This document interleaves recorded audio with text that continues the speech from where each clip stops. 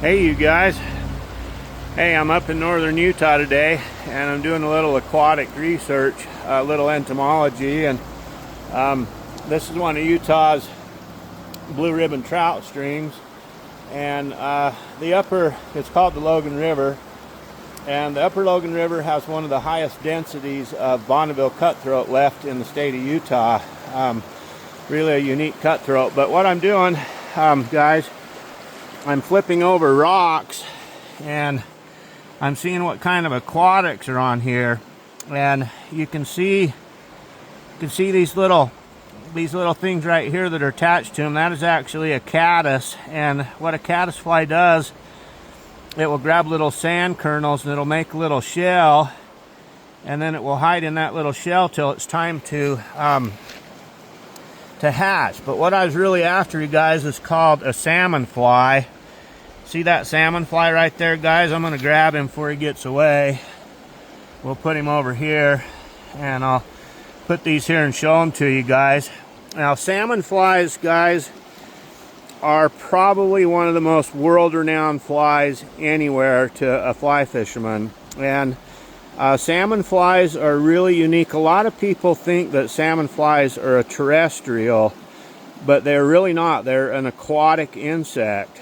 And so what these salmon flies will do, you guys, is they'll get under rocks, like see the rocks out in the middle of the river, and these flies, they will actually stay in this stage right here for about 3 years.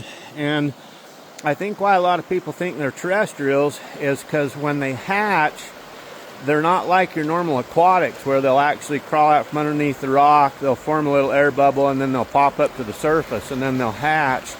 What your salmon flies will do, you guys, is they'll actually crawl out from underneath the rock, then they'll crawl up into a riparian habitat or up onto where it's warm, and then they will go through their metamorphosis, and then they'll change into an adult. And they're amazing bugs. These are little ones here, you guys. These look like yellow salmon flies, yellow stone flies. And some of these flies, guys, will get 3 inches long. They'll get, you could have them that big. And what they look like, guys, is a great big grasshopper with great big huge wings. And these insects, they need about 50 to 55 degree weather to actually hatch. And then one of the coolest things about these, which if you're a river guide or an outfitter or just a fly fisherman, what these will do is when the water hits about 55 degrees, it's always going to be warmer in the lower sections of the river. And so these flies will start hatching in the lower sections of these rivers, and then gradually they will move upstream as the temperatures get warmer. So what you want to keep your eye on is when these insects start hatching in the lower river, then the next day there might not be any of them hatching there where they've moved upriver. And I've seen these aquatic hatches move anywhere from 2 to 5 miles in just a single day. And so it's really important that you keep your eye on where you first see these aquatics hatch, and then you can follow them upriver. So say the Logan River I'm on right here is probably a little over 20 miles long. So if you catch these aquatics, the stonefly, when they first start hatching, then you can follow them up the river. And the coolest thing about stoneflies, you guys, is they allow a fly fisherman a lot of room for error. The fish love these so much that you don't have to have a good presentation when you have this fly. You could like slap the fly on the water. You could hit that cliff over there and have it bounce off and hit the water. You could drag them underneath the water. You could sink them. You could reel them in real slow through the deep holes.